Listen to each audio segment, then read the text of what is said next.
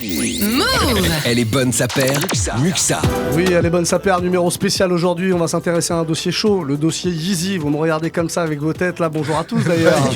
Salut. C'est Gab, Mylène, Clems et un invité particulier. J'ai décidé Lord, de convoquer. the unique. Dirty Swift. Dirty Swift. Voilà, on a tous les jingles à la bouche, c'est parfait. Génial. Dirty Swift qu'on retrouve ici sur Move d'ailleurs tous les jours de 16h à 19h dans l'after pour des petits mix un peu sales comme t'aimes bien les faire. Le dossier chaud. Bon, on a convoqué Dirty Swift parce que ici à Move et d'ailleurs même sur le territoire français, c'est l'un des plus gros Yeezy addicts que je connaisse. Ouais, Toi aussi, c'est gars, je pense. Ah ouais, Voilà. non, mais Aucun pour moi, doute, il le c'est sait fort. depuis. C'est le plus fort. Il était là depuis le début. Ouais, depuis vraiment le début. Et du coup, c'est l'occasion de revenir un peu sur l'historique de Kanye et puis de son aventure dans le sneaker game, parce que ça n'a pas commencé avec Adidas, ça n'a pas non plus commencé avec Nike. Non. Ça a commencé même dès 2003, je crois qu'il avait fait une Reebok qu'il avait designé mais qui n'est jamais sorti. Et je crois que ça s'est transformé quand Adidas a racheté Reebok des années après, en 2011. C'était la ZX 800 quelque chose qu'ils ont ressorti mais sans mettre le nom de Kanye. Bon, bref. Okay. Mais la première incursion que le grand public a connue, c'était la Bape Kanye, la Bapesta. Voilà, qui a rendu fou un petit peu tout le monde. Déjà la Bape c'était une sorte de Air Force One. C'est un knock-off de l'Air Force One. C'est un knock-off clairement. Ok. Ouais, assumé. Voilà. Et ça, il n'y avait pas la relation avec Nike. Non, il y a zéro relation avec Nike. Mais c'était vraiment. C'est un peu comme la Fiat Panda et la Seat Marbella à l'époque. Ok, d'accord, là tout de suite c'est plus clair. Merci. Moi, je suis vraiment sur de vraies références Ouais. automobiles. Non, mais c'est la vérité. C'était deux voitures pareilles, mais deux marques différentes. Voilà, c'est tout pour moi. Ok. Swift. Puis après il y a eu sa collab avec Louis Vuitton. Ouais. Alors que là, et d'ailleurs vous en avez parlé ici de la Jordan Dior et tout le monde se dit il y a les ponts entre la haute couture, la mode et tout ça. Kanye l'avait fait il y a 10 ans déjà. Encore une C'était pas une fois. paire de baskets, hein. On était plus dans de la chaussure casual, on va dire. Ouais, c'est vrai. Bah, c'est quand même de la basket. Ouais, mais une Jordan 1, c'est une Jordan 1. Oui, c'est vrai. En tout cas, elle était très belle. Elle a vraiment fait son effet et tout à l'époque. Moi, j'ai regretté de ne pas l'avoir pris. J'étais allé chez Vuitton. Tu pouvais la trouver en magasin, mais après, c'était cher. Il n'y avait pas encore la folie basket.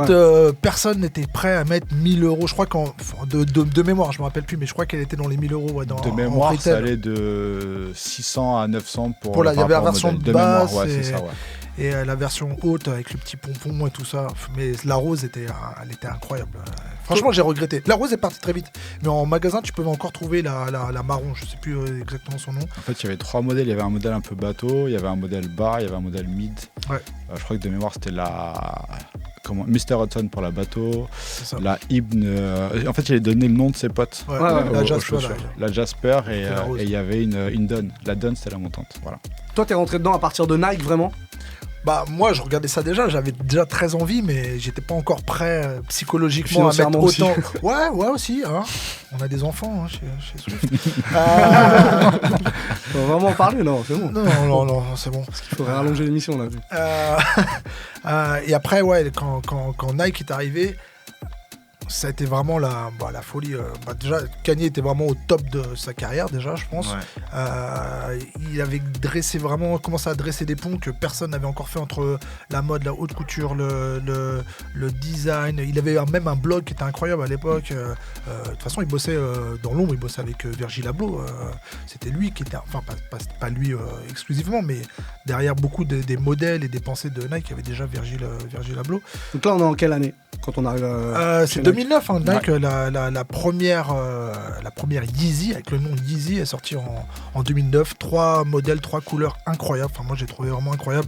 Elles étaient différentes, en tout cas. Enfin, différentes, mais en même temps, elles avaient ce côté old school. Elles avaient un peu tous les éléments, comme un peu...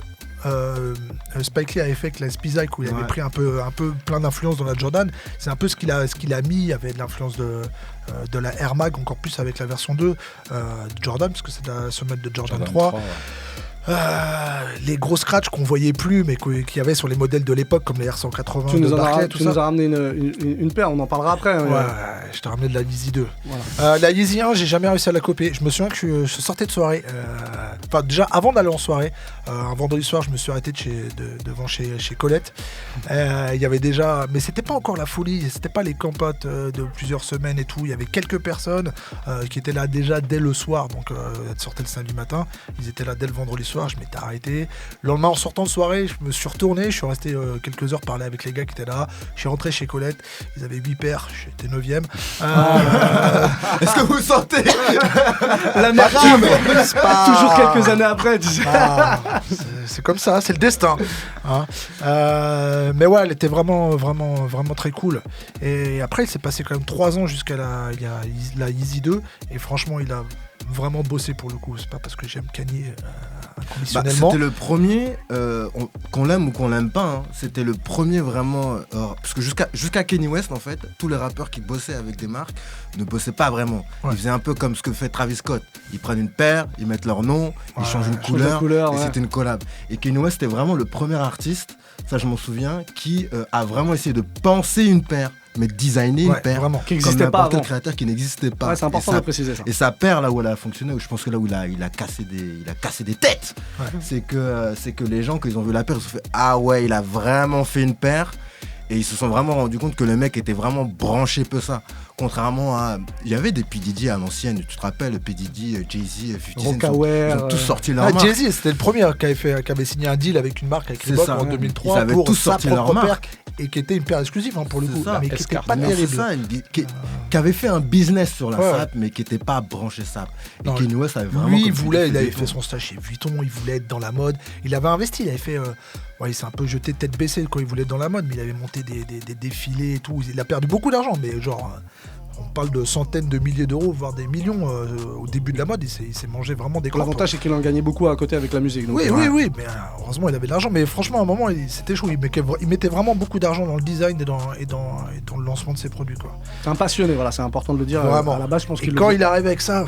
Franchement, pour moi, ça reste. Donc, ça, c'est la 2. Là, il y a le Yeezy 2. Là j'ai ramené le modèle gris, je me rappelle même plus. La Solar Red, c'est la noire. Celle-là, je me rappelle plus. Platinum ou un truc dans le genre. Comment Platinum Grey. Ouais, un truc comme ça. Et après, la Red October qui est sortie 2 ans. Que t'as au pied. Fais-nous un petit plan, tiens. Voilà, un petit lever de pied. Voilà, on fera des plans rapprochés, évidemment. C'est terrible. C'est un peu fumé, mais ça va. Celle-là, elle marque un tournant, la Red October que t'as au pied. Ouais, parce qu'elle a vraiment rendu fou les gens. C'est pas la dernière avec Nike, celle-là ? C'est la dernière avec Nike. Voilà, c'est pour ça que je dis que ça marche. Je crois plus de 2 ans après les 2 premiers coloris qui étaient sortis sur la Yeezy 2.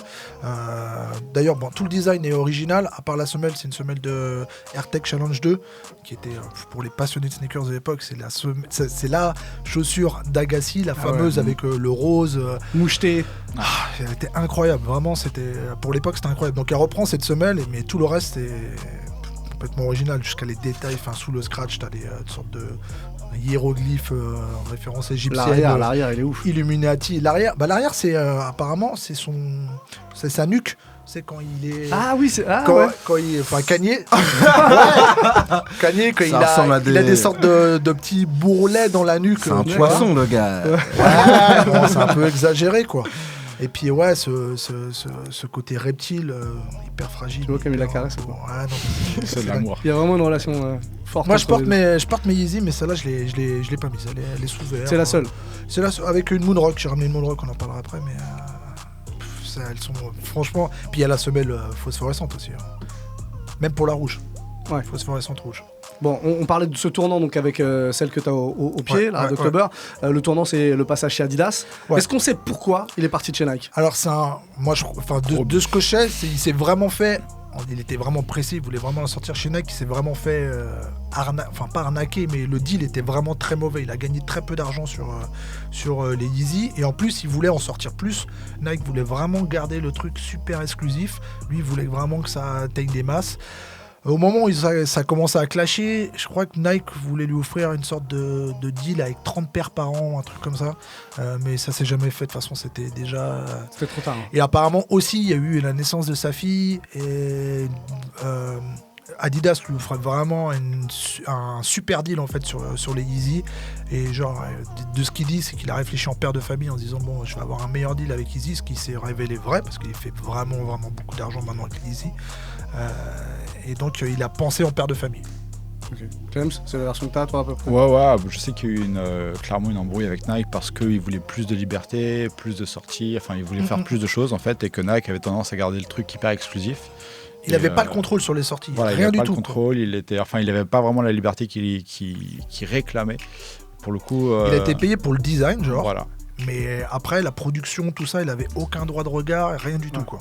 Et pour le coup, ça l'a beaucoup marqué parce que je sais que justement, je crois que c'était l'année en question où il a fait le switch chez Adidas. J'ai eu la chance d'aller au Wireless Festival à Londres et il était en tête d'affiche. Et 2 soirs de suite, il nous a fait un speech de 20 minutes où il râlait contre Nike en disant qu'en gros il avait arnaqué, enfin qu'en gros il était hyper vénère et qu'il voulait passer chez Adidas à cause de toutes ces choses-là. Donc c'était assez drôle, mais ouais, il était très remonté en tout cas, ça c'est clair.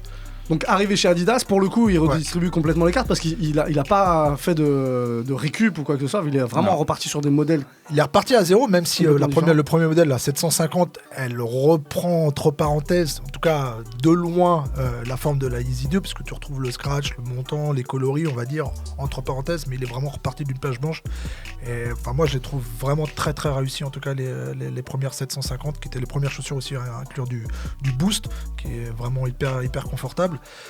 Le modèle était clairement inspiré de la Roche One de Nike. On se demande même si c'est pas une crotte de nez que Kanye West t'a envoyé pour Nike. Évidemment que je pense qu'il aime bien envoyer des crottes de nez de toute façon. Non, parce que clairement, c'était à l'époque, c'était ce qui avait perturbé les gens. Et moi, le premier, je disais, mais c'est une Roche One en fait. Je vais pas me casser la tête à payer une paire de 300 balles. Je vais me prendre une Roche One tranquillement là, à 60 balles. Attention. Non, calme-toi. À l'époque, calme-toi, canalise ton cœur, apaise ton cœur. Bon, à l'époque, en tout cas, il n'était pas aussi. En tout cas, dans les premiers modèles, j'entends. On n'attendait pas la Yeezy comme on l'attend aujourd'hui, tu vois. Ouais, il y a eu beaucoup de sceptiques, ça critiquait dans tous les sens. Il y a eu beaucoup de détournements de photos. C'était dur pour les fans de Yeezy, vraiment. Mais bon, en tout cas, après, la 750, elle est partie en 1 seconde, je crois. Après, tu as eu la 350, la Turtle Dove, qui est sortie au mois de juin 2015. C'était février 2015 pour la 750. Et pour moi, c'est la paire qui était tellement plus facile à porter, facile à mettre. Je la trouve vraiment. Et je l'attendais pas. J'attendais pas sur une base, je l'attendais pas du tout là-dessus. Et franchement, je la trouve vraiment incroyable. Alors aujourd'hui, tout a évolué. Il a eu ce qu'il voulait finalement, que ce soit très largement distribué. Il avait promis à l'époque, tout le monde aura dit Yeezy. Il avait dit, ne vous inquiétez pas, tout le monde aura dit Yeezy. Ça n'a pas été vrai pour les premières années. Il y a eu encore beaucoup d'années de frustration pour les fans de Yeezy ou ceux qui voulaient avoir des Yeezy. Maintenant, ça commence à être le cas. Bon, on peut pas non plus dire tout le monde a des Yeezy parce que ça reste quand même presque. Enfin, les paires coûtent quand même encore mais cher. ça baisse. Mais ça baisse. Faut le noter. Sur les derniers modèles qui ont été sortis, donc la 380, la 380 et la. Même la 500, elle est moins chère que les autres. Et la Yael, c'est ça le nom? Il y a une 700 V3. Azel. Pardon, excusez-moi, mais c'est trop compliqué, trop de voyelles. Les modèles sont à $200. Ouais. Et les modèles d'avant, les Yeezy 350 étaient à 220. Et les 700 sont plus chers. Et les 700 sont à 300 balles. Donc ça, même si ça reste cher, on va pas se mentir. Ça baisse quand même un peu, il a tiré quand même le truc vers le bas. Alors toi du coup parce qu'on se connaît, je sais qu'en tant que puriste de la Yeezy, ça c'est un truc qui t'agace un petit peu du coup, que tout le monde puisse en avoir. Forcément quand t'avais des Yeezy que personne n'avait. Non mais moi je te dis parce que je me rappelle de la 700 que tu voulais absolument, que t'avais pas eu. Tu vois de laquelle il était parti à Los Angeles. Tu l'as acheté. Je crois qu'en plus tu t'es fait enfler chez Fly Club. Pas fait enfler, mais je l'ai acheté chez Fly Club. Donc forcément, je me suis fait enfler de base. S'il y a le mot acheter Fly Club, en flash derrière. Pendant 1 an, j'ai lorgné dessus. Tu l'as acheté cher? Je l'ai acheté, je sais plus comment je l'ai payé, mais $700 facile, je pense. $900, je crois. Tu te rappelles du prix? $900, parce que ça m'a même fait mal à moi. Tu vois, alors que j'ai pas donné un centime. Après, c'était réfléchi pendant 1 an, vraiment. Et le truc, c'est que non, mais moi, je me rappelle de la tête de Swift quand il arrive, ils disent putain. 3 mois après, il les ressort. Je l'ai acheté en juin et en septembre ils ont ressorti. Donc je l'avais un petit peu mauvaise. Voilà. C'est le jeu, hein. C'est comme ça. Hein. Mais faut noter aussi que, en tout cas sur les Yeezy, les grosses sorties, c'est pas sur toutes les paires. Les grosses sorties, par exemple, sur la 350, c'était, je me rappelle, sur la White, je crois que tout le monde a pu acheter, mais sans aucun problème. Hyper facile. La Yellow Butter aussi, pareil, que tout le monde a pu acheter sans aucun problème, tu vois. La Zebra aussi, les deux Zebras. La Zebra, elle a sorti 3, 4 fois. Ouais. Donc, mais sur les modèles genre exclus, il y a quand même quelques modèles exclus. Genre ta Moonrock, plus personne l'aura, tu vois. Et je pense qu'elle ne ressortira plus. La Moonrock, ouais, c'est mort. Tu vois, et il y a même certains modèles qu'il a sortis là sur la 350 qui sont usés. Il a lâché ces derniers temps des drops par région. Il y avait la paire qui sortait en Asie, la paire qui sortait aux States et la paire qui sortait en Europe. Donc je pense que c'est, même si ça reste cher toujours, c'est un bon compromis entre, il y a les petites paires exclusives pour les Swift et les Swift Family et Kanye West Lovers, et en même temps les paires pour ceux qui en fait ne sont pas particulièrement fans mais ont juste envie de s'acheter une petite paire de Yeezy. J'ai pas réussi à avoir la 380 Alien par exemple. J'ai eu C'est ma un petit 723, mais Non, j'ai parce pas eu. qu'il y a aussi, cet été, tu as fait une petite pause. Tu m'as dit, au mois de juin, il a dit. Oui, je dis souvent c'est la dernière. J'arrête Yeezy. J'ai recraqué Non, depuis. et il est reparti dedans. On va arriver là, à notre époque, en 2020. Et l'avenir, surtout, c'est quoi? Donc ça va continuer, évidemment. Ouais. Pas de raison que ça s'arrête. Clem, tu peux me le confirmer, Non, j'imagine. c'est pas prêt de s'arrêter. Est-ce que ça va trop loin? Est-ce qu'il y en a trop? Tiens, Mylène, Non, dès qu'il faut gueuler, Mylène. non, pas du tout. En vrai, moi de base, je suis pas Yeezy. En revanche, ce que Kanye West a fait, pour moi, c'est une institution. À savoir qu'aujourd'hui, tout le monde, ou quasiment tout le monde qui s'y connaît dans la paire, ou pas forcément, connaît la Yeezy et va consommer la paire. Voilà, moi, c'est pas mon délire. Et pour autant, voilà, au niveau des designs, etc., c'est pensé, sauf quand ils sortent trop de couleurs différentes. Enfin, ça y est, c'est Ouais, too much. ouais. Ça y est. On a vu une paire, ça sert à rien de la Sur sortir la en V2, 50 ils ont coloris. sorti trop de couleurs. Et là, 50, les dernières, elles sont pas terribles, Ouais. je trouve. Personnellement. Ouais, mais quoi qu'il arrive, voilà, la marque en tant que telle, je la positionne comme une marque. Ça y est, elle a sa position, elle a sa place. On peut pas cracher dessus, ça y est. Dans le futur, en revanche, je sais pas trop ce qui va se faire. Là, on a vu les slides, on a vu les espèces de crocs là, toutes bizarres, là, Qui vont arriver. qui arrivent là cette année, je crois. Ça, c'est un petit bonus. Ouais, ça c'est du plus, c'est pas de pour la les hôpitaux de sneakers, Paris. ouais, voilà, c'est pas du soulier de sport, mais voilà, on s'apparente quand même à comment dire, on est sur de la mode, la pure et dure. Donc ouais, c'est intéressant ce qu'il fait. Je pense que ouais, dans le futur, ça va. En tout cas, il est en train de se renouveler un petit peu quand même, puisque Oui, la bah, 700 V3, c'est même pas trop une 700, on a l'impression. Non, pas du Un tout. petit peu, même beaucoup. Tout Je ce pense qu'on disait que, l'autre fois. moi je pense, et c'est même pas je pense, et c'est sûr, je pense que la 350 V2, on en a marre aujourd'hui, on en a soupé, tout ce que vous voulez. Mais moi je pense qu'il y a eu autant de coloris pour qu'ils puissent préparer justement ces V3, ces nouvelles versions. Parce que ça prend quand même du temps de designer, penser une paire. Et même si tu peux avoir l'équipe que tu veux, mais je pense que quand tu as un Kanye West en face de toi, tu dois te prendre des savons, mais en permanence.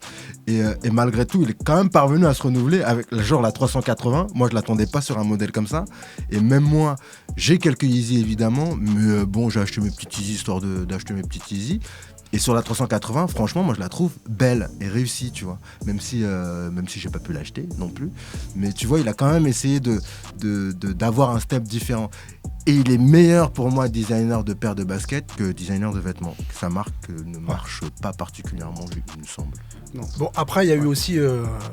C'est vrai qu'on a eu les fans de Yeezy, on a eu un peu peur à un moment parce que c'est vrai qu'il est resté longtemps sur la 750, il a arrêté vite fait, mais sur la 350 V2. 350, ouais. Et même s'il y a eu la 700 Wave Runner et tous les 700 qu'on suivi qui étaient quand même la chaussure de grand-père, mais qui était vraiment, vraiment très cool. Même pareil, je trouve qu'il y a eu trop de coloris. La première coloris était vraiment géniale, la Wave Runner. Après, moins. Ça dépend desquels, mais un peu moins. Mais il a fait quand même son burn-out entre-temps. Et donc on savait pas vraiment où il en était psychologiquement. Est-ce qu'il était encore en mode créatif? Est-ce qu'il n'était pas vraiment devenu fou? Pendant un moment, il y a eu un flottement. Là, il a l'air d'être revenu à peu près. Bon. Ça repart dans la musique avec son délire gospel, gospel. tout ça. Ça repart aussi visiblement dans là. Parce qu'il Mais il y a eu un moment, il a fait une morceaux. pause de tous les côtés. En tout cas, pendant plus d'un an, il n'y avait Ok. plus de Kanye. Quoi. Bon, on va clôturer ça là-dessus. Donc c'est une note positive. Donc puisque ça repart pour Kanye West, c'est ça que tu es en train de nous dire. Ça repart. C'est Très bien. positif, ça dépend. Pour mon compte en banque, moi. Ah non, oui, mais ça c'est pas nouveau. Oui, ça c'est Ça, autre pas chose. nouveau. Bon, très bien. Merci en tout cas pour ce dossier chaud sur la Yeezy. Move Radio, Hip Hop Nation.